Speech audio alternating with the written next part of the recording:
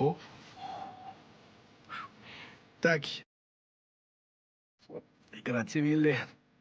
Silence, ça tourne. Est-ce que tu sais pourquoi on est là aujourd'hui? Pas du tout.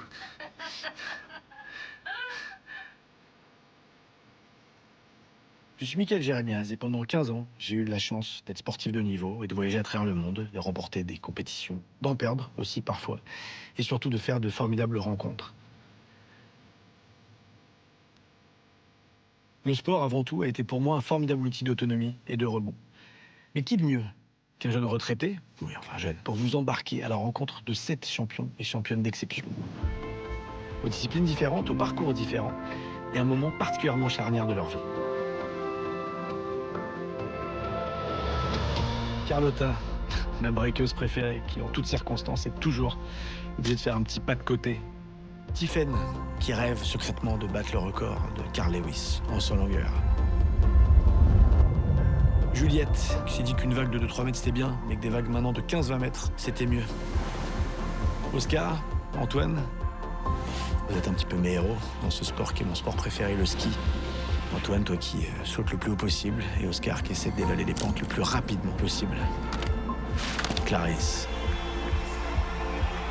la championne, la combattante, la maman, une inspiration pour beaucoup d'entre nous, hommes comme femmes d'ailleurs.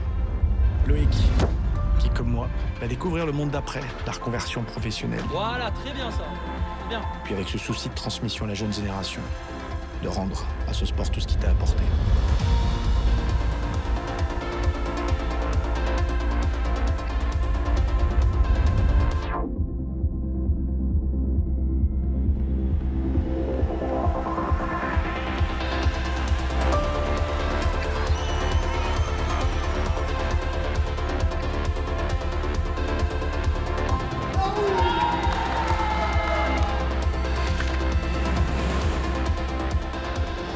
Chacun, à sa manière, a dû faire preuve de résilience pour affronter les épreuves de la vie.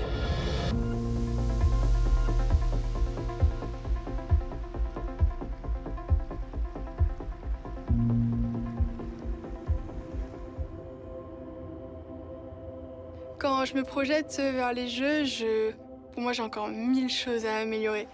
Et c'est à moi de faire le maximum à mon entraînement pour que le moment venu, j'ai le maximum d'armes pour jouer. Les Jeux de Paris 2024, je sais qu'ils vont arriver vite, mais j'ai quand même de la chance d'avoir du temps. Là, je sais que je suis totalement différente, mais comment je vais faire pour revenir au haut niveau et de gagner cette médaille à Paris? Je peux pas forcément aller m'amuser avec les copains et les copines comme font les adolescents de mon âge. Ça fait partie des sacrifices à faire pour atteindre le haut niveau. C'est un engagement total. Je vais pas juste à l'entraînement pour faire un entraînement, j'y vais pas pour checker une case. Quand j'y vais, quand je suis en train de faire un combat, j'essaie de me dépasser, j'essaie de trouver des solutions. C'est des objectifs qu'il faut travailler tous les jours. Même quand on s'entraîne pas, on pense toujours à l'objectif qu'on a dans la tête. Moi, tous les jours, je pense déjà à 2026. On se prépare 4 ans pour 2 fois 30 secondes, 2 fois 2 descentes. Et c'est beaucoup de pression qu'il va falloir assimiler, mais la pression, pour moi, elle sera dissipée le jour J, si j'ai été bien préparé.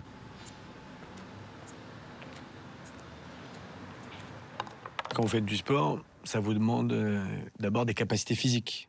Plus vous allez progresser, plus ça va demander de capacités techniques pour varier justement les différents mouvements ou les différents gestes. Et en fait, progressivement, il y a une partie qu'on néglige au début, c'est justement la préparation mentale. Comment on muscle finalement sa tête, son cerveau, son esprit, pour que ce soit une arme dans notre façon de nous entraîner, dans notre façon de progresser, dans notre façon de performer. Pour moi, la prépa mentale, c'était pas très important avant, parce que je pensais pouvoir tout faire. Et puis je savais pas en fait ce que c'était un préparateur mental, tout simplement. Ce qui m'a fait changer d'avis, c'est que en fait, je me suis retrouvée au jeu de Tokyo sans forcément être prête dans ma tête. Et je pensais l'être.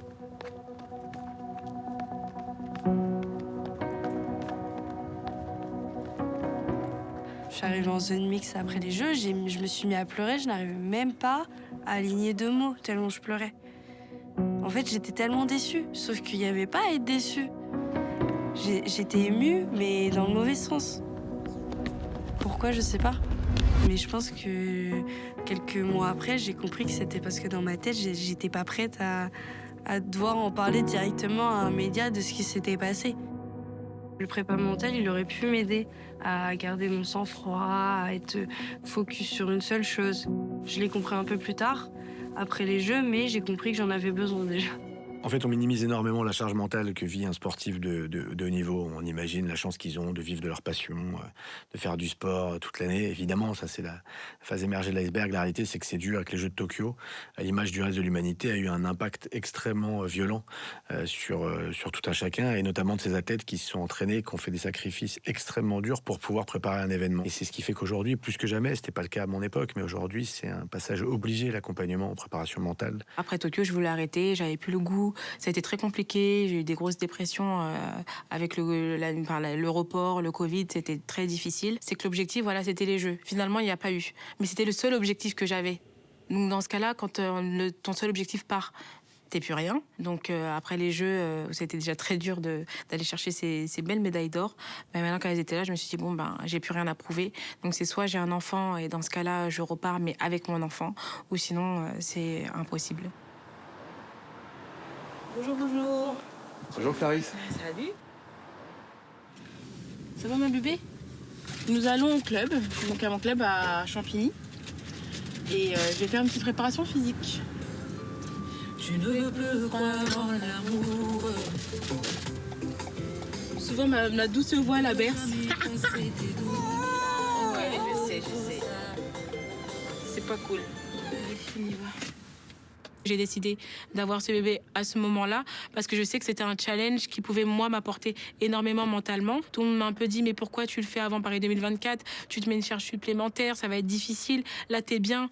Oui, pour vous, vous voyez physiquement que je suis bien, mais mentalement, j'atteins un seuil où ça devient compliqué. Et j'ai dit, il y a peut-être que comme ça, en tout cas, moi, je suis sûre qu'il n'y a que comme ça, où je vais me dire, je vais me challenger, il faut que je revienne au top physiquement et mentalement. Alors Clarisse, ta fille, elle te suit partout? Partout. Ouais. Partout. C'est le cas de le dire. Et comme je l'allaite à 100%, si elle a besoin de moi, je suis là. Nous sommes plus en sécurité. Pour l'instant, je peux que m'entraîner comme ça. Au moins, là, je sais qu'elle est pas loin et qu'un petit bruit, j'entends si ça va ou ça va pas, quoi. Là, c'est ma force. C'est ma force au quotidien. Je me dis, mais c'est génial. En fait, on parle souvent de comment rebondir après un échec. Et par contre, on s'attarde très peu, voire quasiment jamais, sur comment rebondir après une réussite, en tout cas après un succès. Moi, le plus difficile a été de rebondir après les Jeux de Pékin, quand j'ai la médaille d'or en double. J'ai fait la fête 32 jours de suite. 32 jours, j'avais un journal intime, 32 jours de suite, parce qu'en fait, je ne pouvais pas concevoir que ça allait s'arrêter. Impossible de se dire, je vais retourner à l'entraînement. En fait, à quoi ça sert quand on a tout gagné? C'est un peu la difficulté qu'a dû rencontrer une Clarisse. Quand Clarisse elle est championne olympique à Tokyo, comment on se réinvente? Vous avez gagné en individuel et par équipe. Jamais vous avez envie dès le lendemain de retourner sur le tatami. Donc ça met du temps, donc il faut réinventer les objectifs, se dire que peut-être c'est marquer l'histoire de son sport qui va nous motiver, peut-être inspirer nos enfants, quand on a des enfants, en tout cas trouver le petit truc en plus. Mais c'est pas uniquement la performance sportive puisqu'on a déjà atteint le Graal. Là, je commence à m'habituer, mon corps commence à se refaire, à comprendre qu'il y a une charge en train d'arriver. Mais c'est vrai qu'au début, c'était difficile. Mais là, ça va. Ça revient vite. C'est comme le vélo. Non, mais je dis ça, moi, c'est pas une dépression, mais c'était impossible de retourner m'entraîner. Mika, on va reprendre. Mais laisse. Je suis en soirée, là, j'ai ma médaille autour du cou, t'es fou, quoi.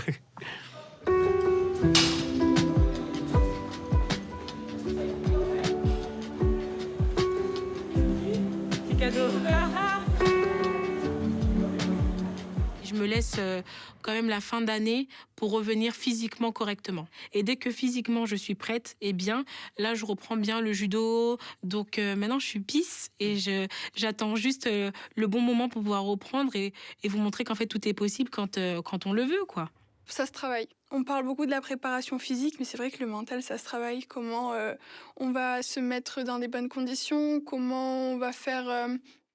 on va mettre à part les choses négatives.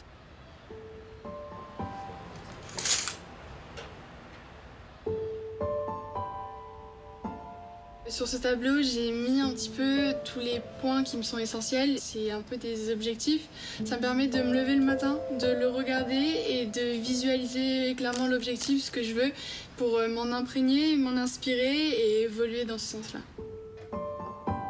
Pour moi, c'est que des solutions le judo, en fait. C'est comme ça que je vois les choses. Il y a un problème, je cherche la solution, j'essaie de la résoudre.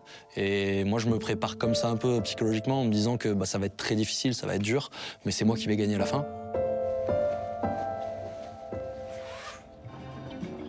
C'est génial. Trop de pub.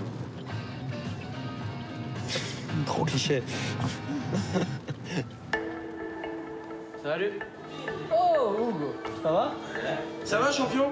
Ça va, ça va. Ça va? Ouais, là, je vais. Ça va? Ça va? Pendant beaucoup d'années, au moins 10 ans, j'avais un stress énorme en compétition. Et je me suis rendu compte que c'était juste parce que je préparais pas assez bien. En fait, ça se travaille en faisant beaucoup de compétitions, moi, je trouve. Tout comme la technique ou le physique, où on peut avoir des analyses de ce qui allait pas, ce qui allait. Là, sur le psychologique, je fais un peu pareil, en fait. Je vais me dire, tiens, j'étais peut-être un peu trop relâché, un peu trop confiant, ou au contraire, pas assez combatif, trop calme, ou truc. Et en fait, en faisant des compètes, on arrive à trouver l'état émotionnel dans lequel on arrive à performer. À chaque fois que je rentre dans une salle d'entraînement ou un battle, mon premier besoin, c'est de poser mon sac et de m'asseoir et de m'allonger. Ça me permet de me poser, de me détendre dans l'environnement où je suis.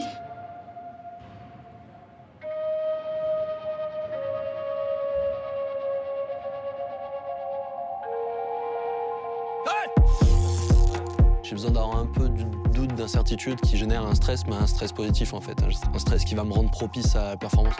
Le judo, c'est quand même un sport où il faut quand même être présent à chaque instant, très concentré. Un des moyens que j'ai justement pour régler ça, c'est de garder un peu de doute.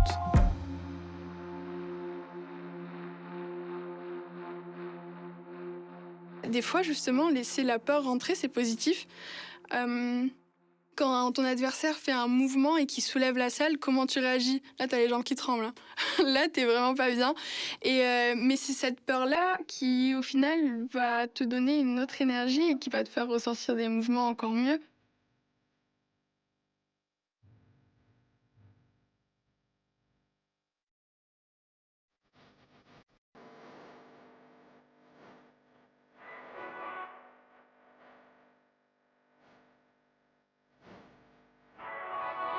Je pense que le calcul, il est vite fait. Quand quelqu'un fait un mouvement énorme, tu as deux possibilités. Soit tu rentres et t'essayes, soit tu acceptes et tu lui donnes la victoire. Et je pense que la deuxième solution, c'est vraiment pas la meilleure.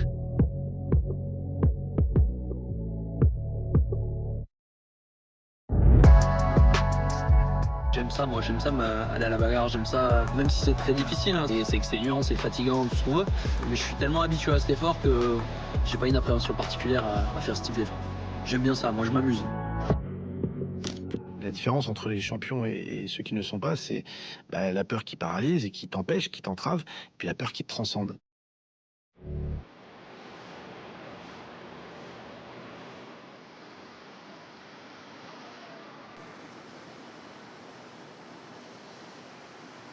Quand j'étais petite, j'avais peur des grosses vagues, en fait. Quand il y avait plus d'1,50 m, quelque chose comme ça, j'allais pas à l'eau, en fait. J'avais peur, mon coach, il était dépité de mon cas. Je voulais pas me forcer au point de me dégoûter et de plus pouvoir être à l'aise à l'eau. C'est là où je me suis dit, va falloir repousser ses limites, va falloir aller à l'eau si tu veux être l'une des meilleures. Et c'est là où le mental, il joue beaucoup. Une Juliette, elle avait peur d'affronter des vagues d'1,50 m. Maintenant, elle affronte, et c'est d'ailleurs son nouveau kiff, d'affronter des vagues qui sont 10 fois plus hautes que ça. Donc là, la peur, elle est évidemment présente. Ou alors, il faut être complètement inconscient pour ne pas avoir peur. Donc ça nous oblige à nous entraîner très très dur, à être particulièrement bon dans ce qu'on fait. J'ai pas de préparateur mental. J'essaye de le faire toute seule, que ça soit à l'eau, à vouloir repousser mes limites, sortir de ma zone de confort, ou ça peut être à la salle. Pousse plus fort, pousse plus fort. Encore. Ok. Je vais vouloir arrêter, je vais être dans un moment de faiblesse, et je vais me dire, en soi c'est un travail mental, je vais me dire non, arrête pas, genre continue, parce que Il y a vraiment des moments où il y a des fois où j'ai arrêté, j'ai pris les mauvaises décisions et après, il y a eu le résultat. J'ai mal fait sur les compétitions et j'ai appris de ces erreurs. Et maintenant, je me dis que ça soit à l'entraînement, que ça soit à l'eau, toujours sortir de sa zone de confort. C'est bien d'être dans sa zone de confort. Par définition, c'est confortable. Et moi, j'encourage plutôt les gens à être là où ils doivent être, c'est-à-dire là où ils se sentent bien. Sauf que quand vous êtes sportif de niveau, pour progresser et pour être meilleur que les autres, parce que tout le monde n'est pas sportif de niveau, tout le monde ne s'entraîne pas au quotidien pour être le meilleur de son pays, de son continent ou du monde ou de sa discipline. Mais quand vous êtes sportif de niveau, si votre confort c'est de vous entraîner 10 heures par semaine et que vous êtes 20e mondial, peut-être qu'il va falloir en faire un petit peu plus pour aller rentrer dans le top 10 ou dans le top 5 ou un jour rêver de la première place mondiale. Et donc sortir de la zone de confort, c'est un moment innové sur la manière dont on se prépare physiquement, la manière dont on va peut-être réinventer un coup qu'on pratique depuis des années, mais qu'on se rend compte qu'il est un peu limité. Ça a été le cas d'un Rafael Nadal au service. C'est cette capacité-là, à un moment, à aller chercher ailleurs ce qu'on ne connaît pas, ce qu'on ne maîtrise pas, quitte à se mettre un peu en danger, mais au service d'un objectif. Allez, Jules, debout, dernier passage. Allez, une dernière et t'as de la récup. Ok, récup. T'as varié, t'as dépassé le trou, t'as changé d'axe. C'est le meilleur passage. J'irai pas comme ça. C'est hyper dur. Allez, tu récupères, après tu peux remettre les chaussures.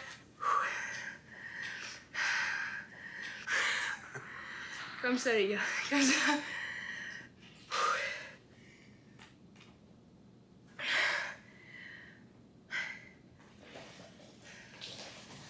Non, ouais, ça va, c'est tranquille. J'ai juste failli vomir 1 ou 2 fois, mais hyper tranquille. Je voyage beaucoup, je vois pas trop mes amis et ma famille. Et s'il faut louper toutes les soirées du monde pour avoir la vie que j'ai, je le ferai parce que je trouve que j'ai une chance. Et voilà, faut pas la gâcher cette chance. Allez, tout de suite devant, tu as fait pas le cheval. Yes. Conduit rapide, plus vite, plus vite, plus vite. Aucun sacrifice, aucune victoire. Si notre objectif c'est de revenir au plus haut niveau, et c'est le mien à l'heure actuelle, ça se concrétise par une assiduité hors pair. Allez, les deux tendus. Tac. Et tu repasses en montée de genou une jambe. Bon, c'est pas parfait, mais ça va venir. Je vais dans un centre de réathlétisation. C'est la période après la rééducation jusqu'au retour sur les skis. Ils me réapprennent à faire du sport et utiliser mon corps de façon intensive. Parce que physiquement, c'est tellement dur le sport que je pratique. C'est un sport extrême. Mais mentalement, il faut savoir être bon. Il faut savoir être bon sur le long terme surtout. C'est une partie intégrante de mon sport. On a beau être le champion du monde des entraînements, si on n'est pas le champion du monde le jour J, ça compte pas. Ça a été mon cas pendant un petit moment et c'est un truc que j'ai beaucoup travaillé ces dernières années pour performer. J'ai accepté que je pratique une discipline extrême et donc du coup qu'il y a des risques. Et effectivement, j'ai déjà passé quelques séjours à l'hôpital. Mais j'ai aussi accepté avec le temps que ça fait vraiment partie de mon sport. J'ai vécu là pour la 3e fois une rupture des ligaments croisés. Et c'est une rupture du ligament, mais c'est aussi une rupture psychologique. C'est quelque chose, c'est la pire blessure du sportif, c'est celle où on met le plus de temps à s'en remettre. Je dois réapprendre à marcher jusqu'à réapprendre à skier et réapprendre à performer.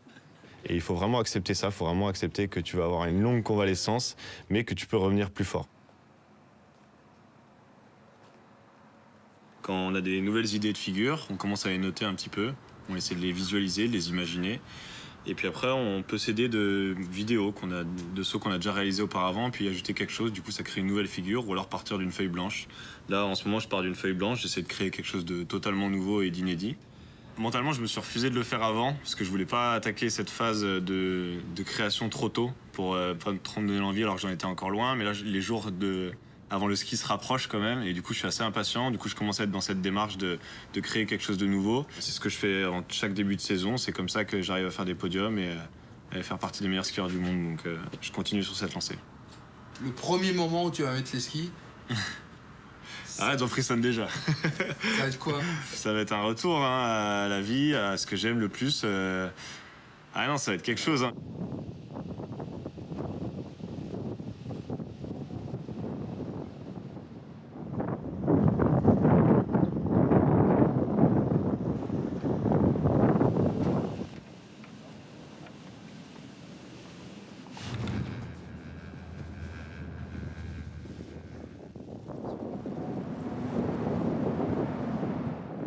façon, en montage, vous rajoutez du soleil, non? Hein? Voilà.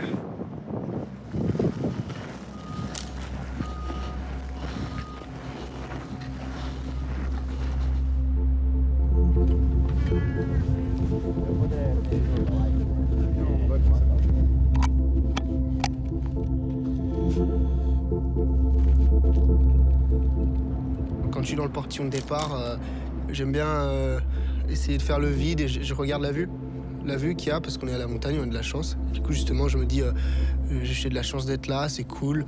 Maintenant, je vais profiter et puis je vais donner le maximum en essayant de relativiser. Mais j'essaie de me dire que c'est pas si important que ça, en fait, pour essayer d'y aller vraiment relâché. Pour moi, c'est le fondement de notre capacité à être heureux, c'est de passer notre temps à relativiser ce qui nous arrive, et notamment ce qui nous arrive qui, sur le papier, n'est pas très agréable.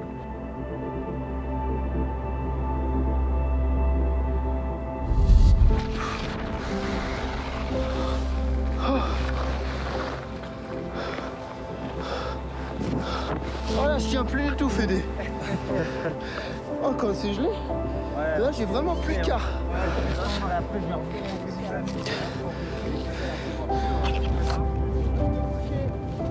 Sans démagogie, hein, parce que c'est facile de se dire, bah, qu'est-ce que j'ai là, c'est quoi ce problème que j'ai au taf ou avec ma meuf à la maison, avec mes enfants? J'ai un toit, j'ai à manger, j'ai à boire de l'eau potable, j'ai pas peur du lendemain parce que j'ai un métier stable. Non, mais en même temps, ça fait pas de mal de temps en temps, presque de le verbaliser comme ça, d'être conscient des privilèges qu'on a et de la réalité de nos existences.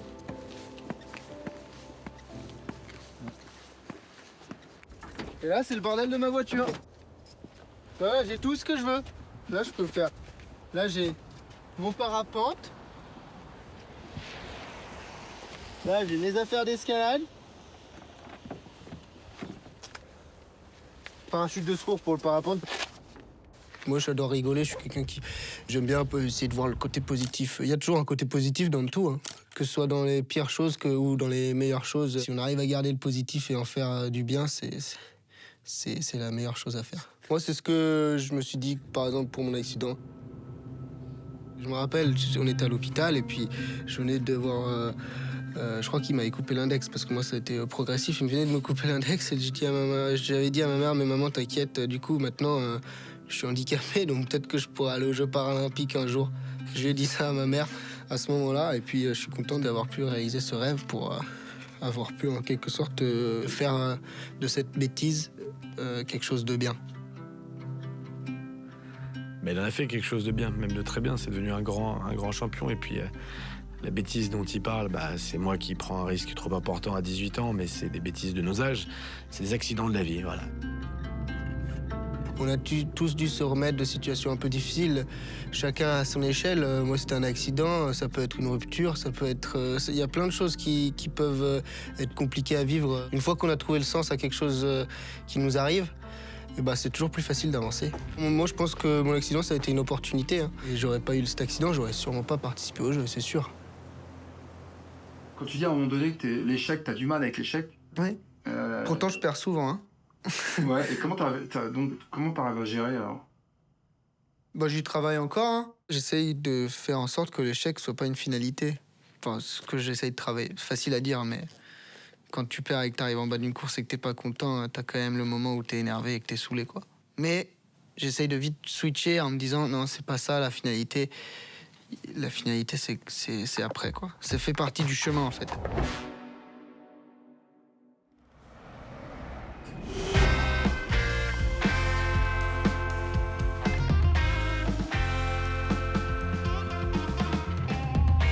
Et premier essai, position longueur pour la Française, Tiffen Soto-Koksu. Allez.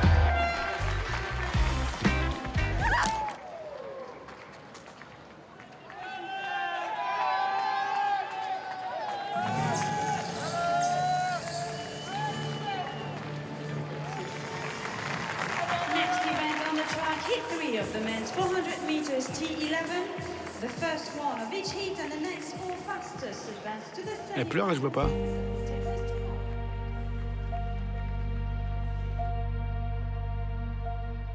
C'est un cave pour les Jeux.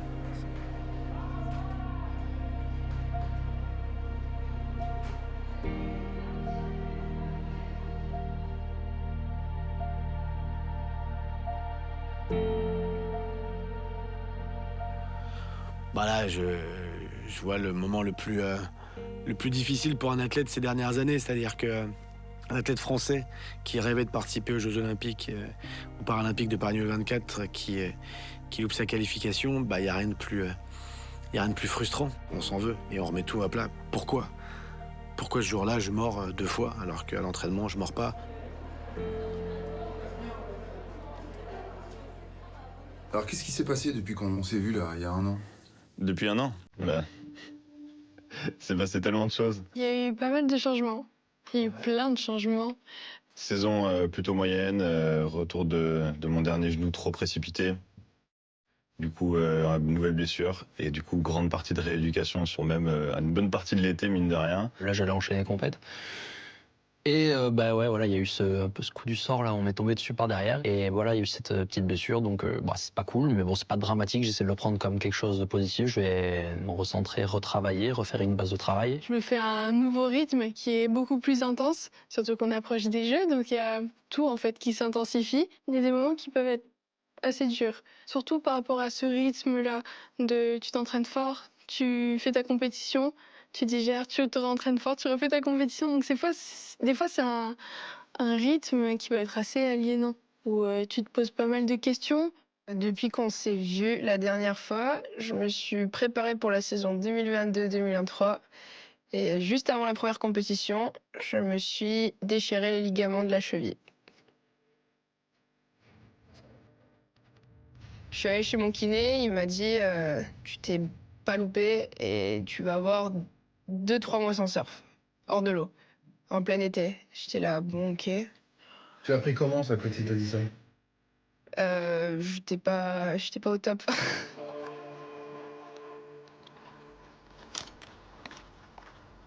Pour revenir de cette blessure, je vais être honnête, les 2 premiers mois, j'allais au kiné tous les jours, mais dans ma tête, c'était noir, quoi. Et je me rappelle la première session, ben, ma cheville, elle me faisait trop mal. À ce moment-là, j'étais là, ah ouais, bon, ben, peut-être en une erreur, ben, je vais peut-être plus jamais resurfer comme avant.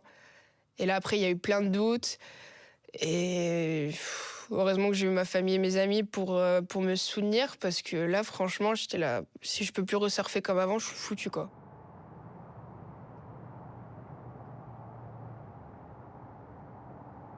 Tu t'échauffes tranquillement et puis comme ça, moi, après, je mettrai... on va faire de la mobilité, plus qu'autre chose. Ah oui, ouais, je veux pas beaucoup de mobilité. Je vais mettre les plots.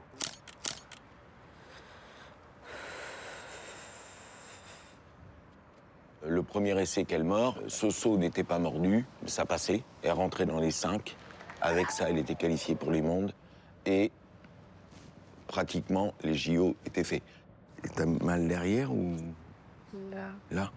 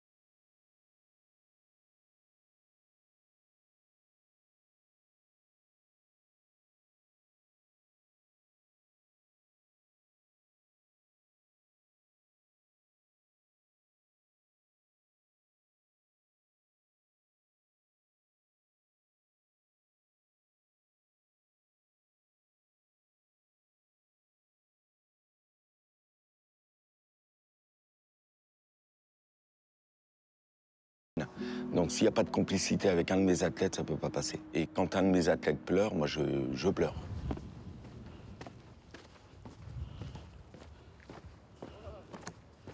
Solide. Je me rappelle, quand j'étais plus jeune, je regardais des interviews d'athlètes. Ils parlaient de leurs blessures et ils parlaient en mode, enfin, c'était dur. Moi, j'étais là, ah, mais ça doit pas être si dur de se casser une cheville. Enfin, il y a juste de la rééduque à faire et tout. Et en fait, quand ils passent après, tu te rends compte qu'ils avaient raison et que c'est compliqué. Franchement, si j'avais été toute seule, je serais pas là assez, j'aurais repris les études et voilà quoi. Fred, il m'aide à pas perdre le cap, quoi, à garder les pieds sur terre et à me motiver. Il m'aide à devenir une meilleure personne dans le monde du surf, quoi. T'as vu de la crème, Juju?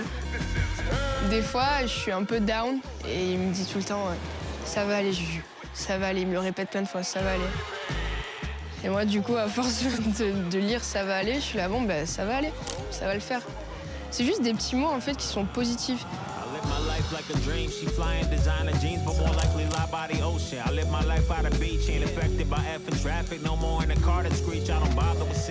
On parle pas de contrat tous les jours et de sponsors tous les jours. Hein. Il y a beaucoup d'accompagnement, même pour le psychologique, le mental. Quand on est ensemble, c'est un vrai partage. Et en plus, cet hiver, quand on a surfé ensemble, vraiment, c'était sa reprise après une blessure. Donc elle n'était pas au top mentalement et physiquement. Et on a surfé dans des conditions très dures. On était en Islande. Et on s'est retrouvés dans l'eau les premières sessions. Elle avait un sourire jusqu'aux oreilles. Et on était que tous les deux dans l'eau, dans une eau à 1 degré. Il faisait moins 20 dehors et on était hyper heureux, quoi, là. C'est juste s'entourer des bonnes personnes qui arrivent à me supporter. Ça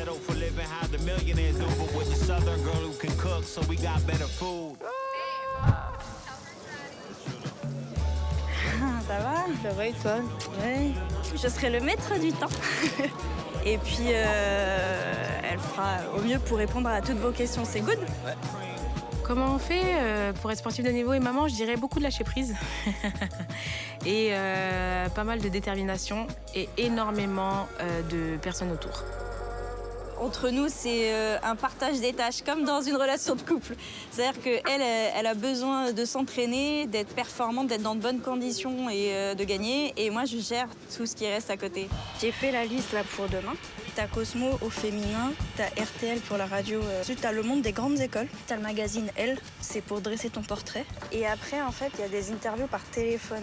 Et en vrai, je peux faire toutes les radios en toute la journée. Là. Athéna, elle est à la crèche de 10h à 16h30. Elle est très inspirante parce qu'elle a une force et une vitalité assez incroyables. Et puis ce qu'elle a fait avec sa grossesse, le fait de prendre le pari, d'y aller, en fait d'imposer ce qu'elle a envie.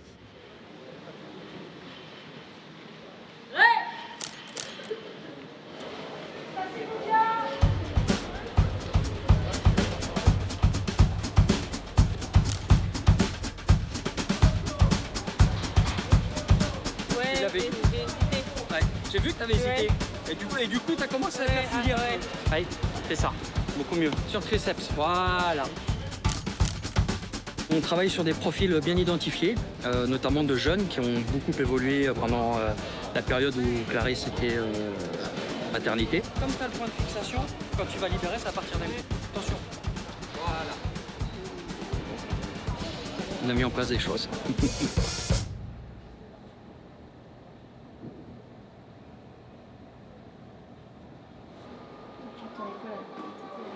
Tout seul, on ne fonctionne pas. Parce que là, on parle de coach, mais c'est une personne qui est aussi là pour te montrer des erreurs ou pour te dire, là, ça va bien, pour soit te conforter ou soit te confronter. Et on a besoin de cette confrontation pour avancer.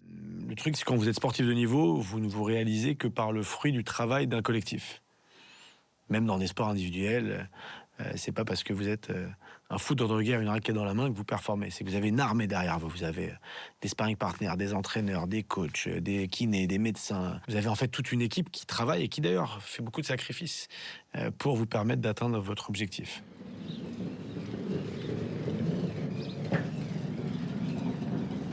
Ouais.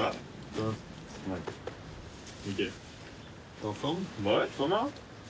Depuis un an, ouais, mine de rien, en fait, il se passe un petit peu la même chose. On se retrouve pour un retour sur les skis d'ici peu, parce que je me suis de nouveau blessé durant les championnats du monde l'année dernière. Donc malheureusement au genou une nouvelle fois. Et là maintenant, c'est la reprise d'entraînement de Big Air. Donc je suis extrêmement content de reprendre le ski, de reprendre un peu les sensations et surtout de reprendre les figures aériennes.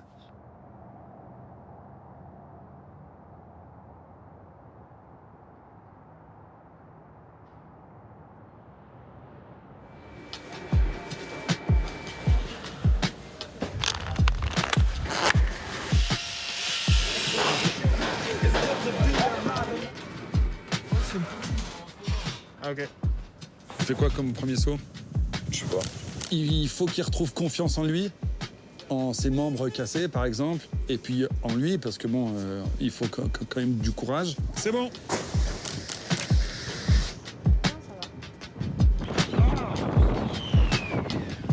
On rebâtit les choses comme s'il venait d'arriver dans l'équipe et on évolue un petit peu plus chaque semaine, chaque mois pour retrouver son niveau d'avant. Et une fois qu'on en est là, bon ben, on est reparti pour aller à la baston et essayer de donner le meilleur, quoi. Je pense que tu peux shooter un peu plus à gauche pour avoir un meilleur tour à la fin, là, tu vois. Ok. En fait, il m'apporte tout. Parce que c'est une complémentarité entre un athlète et un coach. J'ai besoin d'avoir un retour, j'ai besoin de quelqu'un qui m'analyse parce que je suis quelqu'un d'assez perfectionniste. Je veux toujours faire mieux et c'est cette personne qui m'aide à faire mieux. Là, il tire la tête, il nous regarde, là. Vous voyez? Pas bon, ça. Il m'apporte beaucoup de calme, beaucoup de sérénité. Souvent, il relativise parce que moi, je suis au départ, je suis très stressé quand je veux faire un nouveau saut. Donc, je suis dans une étape un peu compliquée où je visualise peut-être l'échec. Et lui, il me rassure, il me dit non, mais ça va aller. Il a une façon un petit peu particulière de te parler et qui te rend un peu surpuissant au départ. Et j'adore en fait ce qu'il arrive à créer entre nous. Pense bien que tout va bien se passer si tu shootes du bon côté.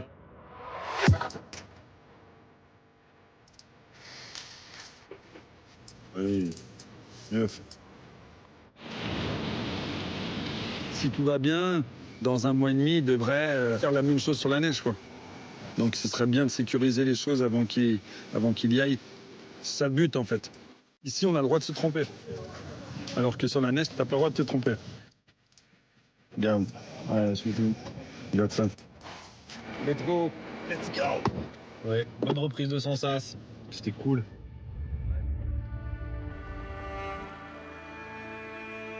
Une première partie de carrière pour ma part où j'étais focalisé uniquement sur mon sport. J'avais pas du tout à m'ouvrir, j'étais très fermé. J'étais persuadé de ce qui marchait et ce qui marchait pas pour moi. J'étais champion du monde des entraînements et c'était la catastrophe en compète. Et à un moment, je me suis dit, tu vas totalement changer ta façon de voir les choses et du coup, faire totalement différent. Il y a mon entraîneur qui influe, il y a mon préparateur, il y a mes partenaires aussi qui m'aident à réaliser des saisons et des résultats et ça a fonctionné. Je suis passé du champion du monde des entraînements à champion du monde. L'entourage d'un sportif comme l'entourage d'un n'importe quel être humain, il est primordial pour tout ça. C'est ceux qui vont vous permettre d'avancer, de rebondir, d'être heureux, de vous cajoler, de vous mettre un coup de pied au cul quand il faut aussi. C'est un mélange de tout ça. Et puis moi, c'est très drôle si je regarde toutes mes plus grandes performances de ma carrière, mes plus grands titres. C'est à chaque fois quand j'étais entouré d'une partie, voire de la totalité de ma garde rapprochée. Je n'ai jamais performé seul à l'autre bout du monde dans une grande compétition. Jamais.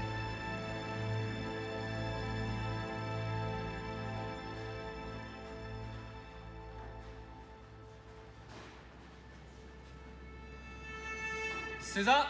Mon père au judo, c'est mon coach, c'est pas mon père. Au tatami, c'est l'entraîneur. Il essayait au contraire, je pense, quand j'étais jeune, de ne pas faire du tout de différence. Allez, on se déplace face à moi. On a beaucoup discuté en voiture. On venait s'entraîner donc à Monaco. Et quand on rentrait, tout le long, on discutait ensemble de ce qu'il avait fait. Je voulais pas que je lui en parle sur le bord du tapis. Je voulais pas que je le traite comme quelqu'un d'exceptionnel. Donc je pouvais pas lui parler. C'est juste des fois que je voulais donner un conseil, il ne va pas. Il reprenait, il voulait pas. Et il m'a fait gagner du temps, parce que quand c'est ton père qui t'apprend à faire du judo, généralement, il y a aussi des similitudes génétiques, quoi. Physiquement, on se ressemble. Il y a des gens qui cherchent leur judo un peu au début. Moi, je l'ai vite trouvé, je pense.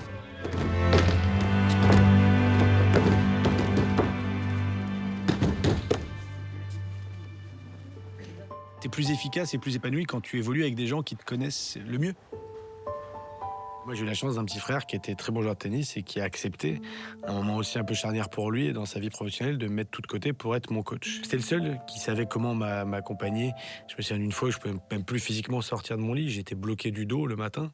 Il me sortait, il m'amenait lui-même à la douche parce qu'en fait, j'étais complètement bloqué. Il me massait pendant une demi-heure avec une crème brûlante pour que en fait, ça masque la douleur. Et voilà, et donc ce degré d'intimité, de confiance et juste de compréhension, et avec lui, je peux le partager. C'est toujours été un rapport de confiance entre nous.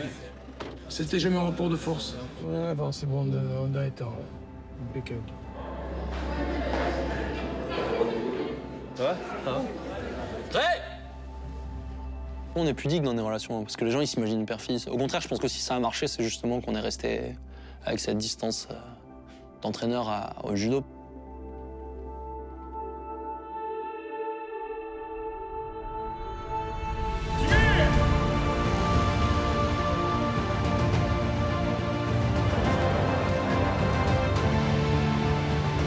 On approche des Jeux Olympiques de Paris 2024.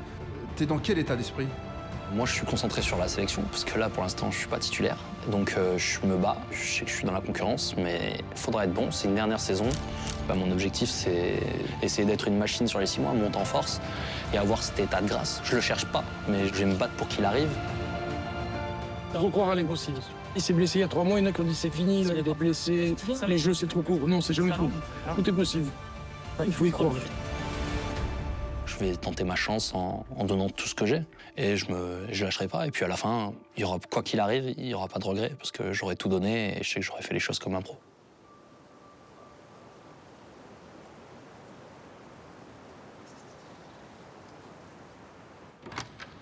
Allez, viens. Allez. Moi, faut que j'aille chercher mes affaires dans ma voiture, ouais. Enfin, le vélo, c'est bon, mais ma prothèse et mon casque et... Elle prend de l'avance, hein, je suis en électrique, moi, je te rappelle. Ouais, j'avoue. Qu'est-ce qui s'est passé, là, depuis qu'on s'est vu cet hiver? C'était les championnats du monde en janvier à Espot, en Espagne. J'ai réussi à aller chercher la médaille de bronze. Et puis, c'était encore plus beau parce qu'on a fait un triplé français et ça, c'était... Ouais, c'était des belles émotions.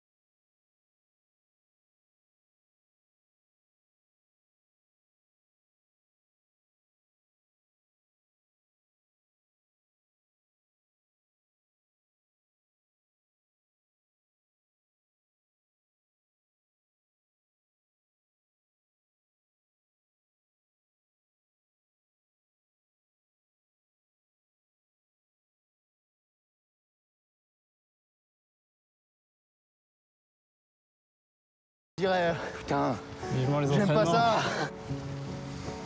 Ah, ça commence à être raide là pour toi. Sans l'électrique... Et on rentre à la maison. Bien joué. Forcément, il y a le staff qui sont en première ligne parce qu'ils sont là sur les moments de compétition. Et puis après, autour, forcément, l'entourage proche, l'entourage intime, il est très important. Ça fait longtemps que j'ai pas mangé chez toi. Tu t'entraînes aujourd'hui, Oscar? Si. Pas de team. Je dois aller travailler, moi. Tu vas pas faire de muscu, toi? Ça se voit, non? Oh. Ça me fait pas rire. Quand vous êtes victime d'accident de la vie, quel qu'il soit, l'accident de la vie, c'est pas juste perdre un bras comme Oscar ou surtout un fauteuil comme moi. L'accident de la vie, c'est une rupture amoureuse, c'est la précarité dans le travail, c'est la maladie, la perte d'un proche. Donc on est tous victimes d'accident de la vie. Voilà, on invente rien en disant ça. On se reconstruit plus facilement quand on a des points de repère, quand on a des personnes qui nous accompagnent, des personnes empathiques. Depuis tout ce qui lui est arrivé, nous on était là quand ça s'est passé. On l'a aidé un peu, je pense, à se remettre un peu dedans, à reprendre sa vie. On a repris les randos avec lui, on a repris le vélo, de l'escalade, le ski, et comme ça on a pu vraiment lui faire repratiquer toutes les activités qu'il aimait faire avant, quoi.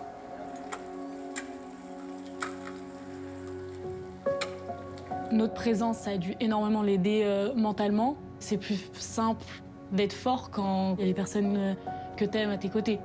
Donc je pense juste en étant présent, ça suffit pour le faire décoller.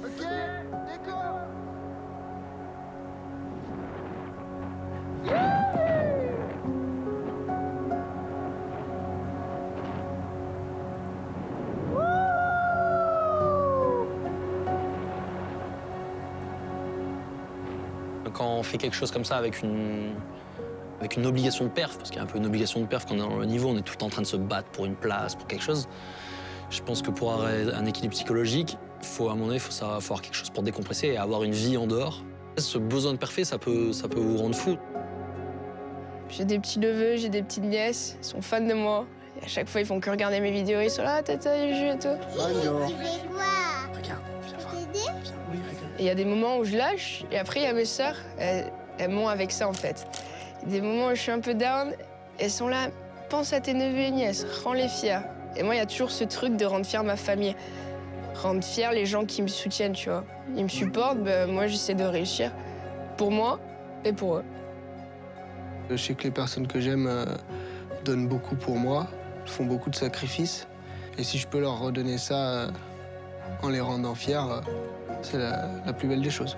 Quand ils me ramènent des médailles ou qu'ils se blessent, etc., je le vis comme si c'était mes propres enfants. Et Greg, sur le monde présent, quand je suis avec lui, je suis imbattable. C'est fou.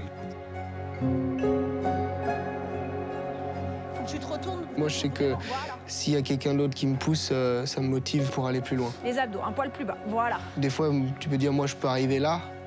Peut-être ton coach, il te dit, non, mais toi, tu peux arriver là. C'est une aventure qu'on vit vraiment tous ensemble.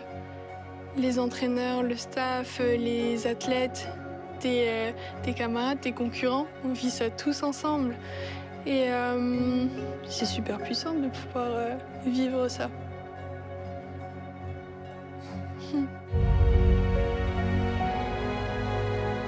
Puis là, maintenant, j'aurai ma fille. Allez, maman. Là, des fois, je vois qu'elle me regarde avec des yeux et je me dis, waouh, ça va être incroyable.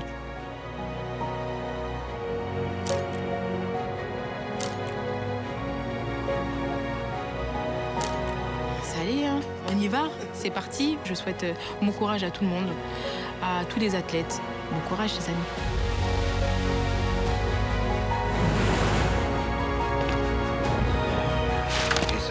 Voilà. C'est bien, Tifon. C'est ça, beaucoup mieux.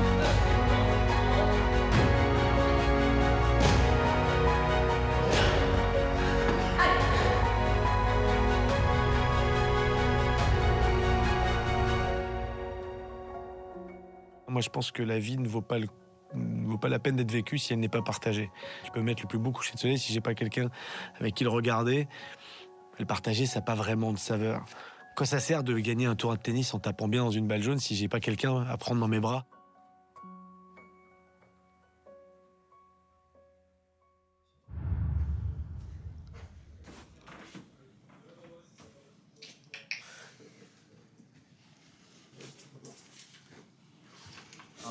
Ça a joué sur ta confiance en toi? Ce non-résultat? Ouais, ça a joué sur ma confiance en moi sur les quelques semaines après la non-sélection. J'avais envie de tout arrêter. En fait, c'était la pression qui relâchait. Le plus dur, ça a été quand je me suis pété le genou. Le genou, j'ai morflé un peu. J'ai mis longtemps à revenir à un niveau correct et je trouvais pas de solution en fait. Tout l'apprentissage du haut niveau que j'avais fait dans ma carrière, c'était il y a quelque chose qui fonctionne pas, on cherche une solution. Et sauf que là, il n'y a pas de 36 000 solutions, quoi. Tu dois passer par case réduc, tu dois attendre, tu dois respecter les rythmes de ton corps. Et pour quelqu'un qui est pressé, qui est ambitieux, ça, à un moment donné, ça bloque, quoi. Je savais que je pouvais pas me qualifier parce que je m'étais blessée pour les qualifications. Mais je pense que là, avec le recul, j'étais pas prête mentalement ni physiquement pour faire une aussi grosse compétition. On va tous à un moment donné dans notre vie avoir des hauts, des bas, et c'est souvent dans les bas où on apprend beaucoup sur soi-même. Donc est-ce que j'ai eu le choix? Non. Si je pouvais continuer à gagner, j'aurais continué à gagner. Mais au final, j'ai beaucoup plus appris dans les périodes où c'était compliqué, où j'ai dû me dépasser en fait. Je misais un peu tout sur le talent. Et le talent, c'est top, ça peut t'amener loin, mais le travail et la discipline, c'est ce qui te démarquera des autres. J'ai pas fait tout ça pour ça, en fait, pour abandonner maintenant. Je me suis dit, ouais, j'ai commencé jeune, mais en fait, j'ai fait tellement de sacrifices. En fait, c'est pas le moment d'abandonner. C'est trop facile.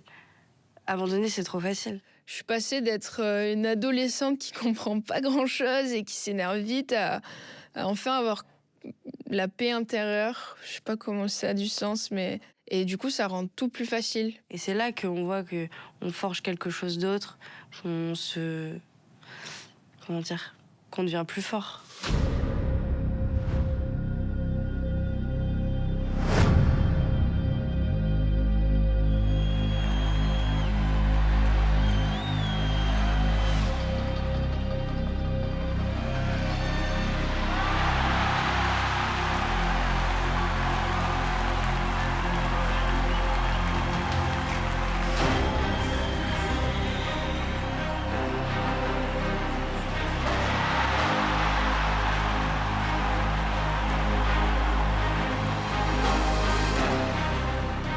J'ai eu beaucoup de moments où je me disais, mais là, en fait, ce que je suis en train de vivre, c'est dingue. Et je me suis dit, quand je vais monter sur cette scène, je veux m'accomplir en tant que danseuse. Carlotta pour son dernier battle face à l'ultime championne. Allez, Carlotta.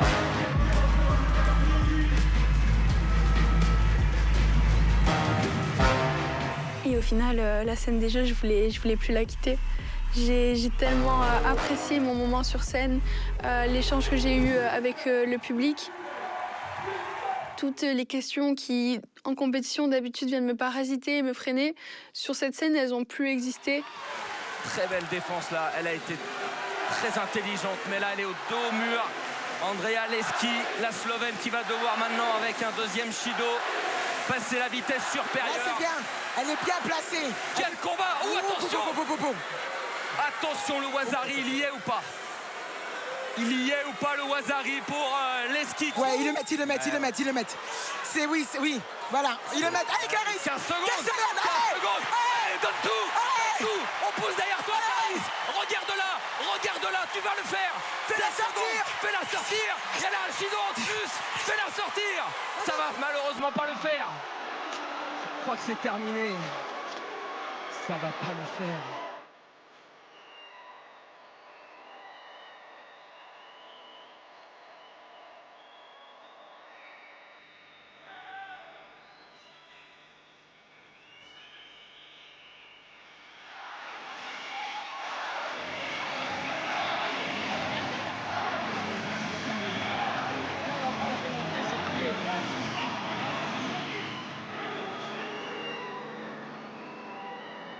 Quand j'ai perdu en demi, tout s'est effondré. Et je me dis, quand on domine une adversaire, qu'on a deux pénalités et qu'il en reste plus qu'une pour être en finale à la maison, la descente, elle fait mal. Je peux même pas raconter les émotions que j'ai eues, mais j'étais tellement énervée que je m'en voulais tellement.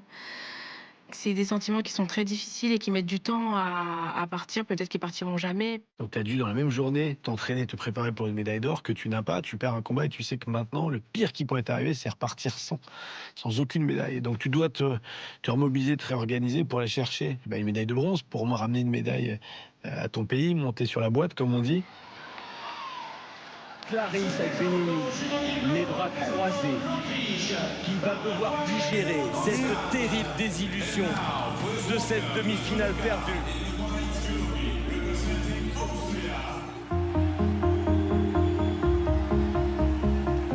Une Autrichienne qui n'est pas n'importe qui, hein. Il n'y a pas de grand titre sur le CV. Et son entraîneur qui lui dit, voilà, c'est fait. Elle a l'inception quand même. Mais c'est une médaille. Mais c'est une belle médaille de bronze. Elle va briller. Je la vois, cette médaille de bronze. On l'a vue. Moi, je l'ai vue. J'étais là-bas. C'est terrible quand t'es une des plus grandes championnes, voire la plus grande championne de ta discipline. La seule chose pour laquelle tu t'es entraîné dur, c'est pour aller rechercher ce que t'avais eu par le passé. C'est cette médaille d'or. C'est le Graal. Et là, à la seconde où elle fait ce hippon et donc elle obtient ce médaille de bronze. En fait, ça lui renvoie le fait que c'est du bronze et que c'est pas de l'or. C'est-à-dire qu'elle n'est pas heureuse, alors qu'il y a des gens qui tueraient pour avoir une médaille de bronze au jeu.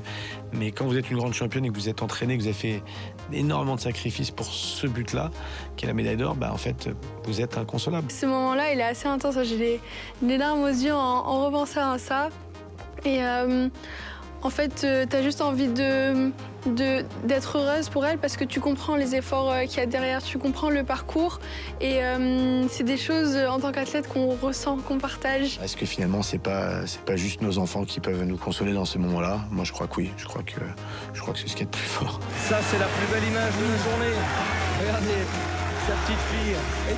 Et d'un côté, c'est comme ça qu'elle a tenu aussi toute cette Olympiade. C'est pour Athéna, parce qu'elle n'en pouvait plus. Elle voulait faire un break, elle voulait un enfant, elle voulait devenir mère. C'est ce qu'elle est devenue. Et elle a repris parce que sa fille lui donnait la force de reprendre. Et justement, oui, c'est pas l'or, mais ça sera la médaille de bronze pour Athéna.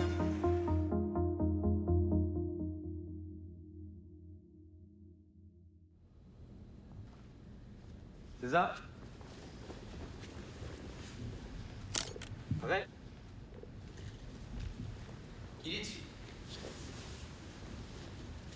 Allez, on part en trottinant tout le tapis. Allez, c'est parti. On trottine. Maintenant, vous allez prendre votre partenaire sur votre dos et vous traversez. Ok. Jusqu'à la moitié. Allez, et vous faites des pas chassés à la moitié. Avec l'adversaire sur le dos. Au début, ça me plaisait de me dire ouais, je suis le meilleur, un truc. Et puis petit à petit, en fait, je pense qu'à un moment donné, je me suis aussi un peu prouvé que j'avais réussi à faire ce que je voulais faire. Dans ma carrière, j'ai eu quand même la chance d'avoir à un moment donné un état de grâce où j'étais au niveau mondial, quoi. J'étais dans le top, j'étais dans l'élite du judo. Et c'était mon rêve de gamin. Et au final, c'est ça qui est important. Je me suis réalisé dans le judo. Mais je pense que c'est pas la seule réalisation dans une vie. Il y a d'autres vies après le sport. Donc je le prends comme ça, voilà. Une fois que c'est terminé, voilà, j'ai tout donné, je me suis battu. Je passe au projet suivant. Et là, mon projet, moi, c'est de former des jeunes. Regardez tous, quand vous faites sauter, si vous voulez soulever facilement, vous devez venir là. Essayez 1 ou 2 fois, là, tranquillement, sur place, pas besoin d'aller sur la ligne. Donc ton objectif, c'est quoi pour demain? Ah bah j'aimerais avoir une médaille aux Jeux paralympiques 2000 en Cortina. Ça, c'est mon objectif. Mon objectif, c'est gagner une médaille olympique.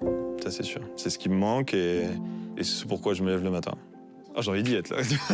C'est vrai, hein, franchement. Il faut que j'y aille, quoi. Je suis impatient, même de ce moment-là, j'en suis impatient.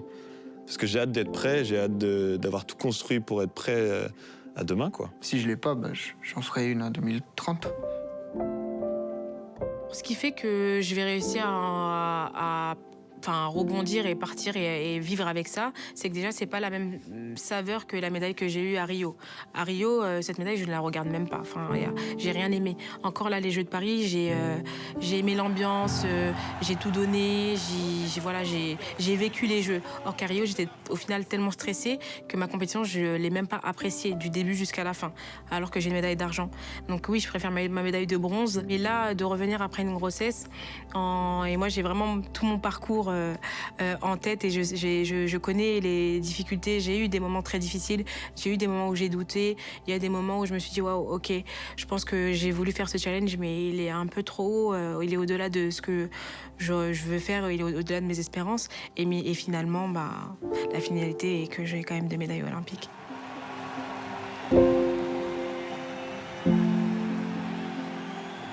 Quand t'es bien dans la tête et dans ta vie, en fait, il n'y a rien qui peut t'atteindre. Et c'est toi qui décides. Donc, ce que j'ai appris, c'est que je pouvais décider moi-même de mon avenir.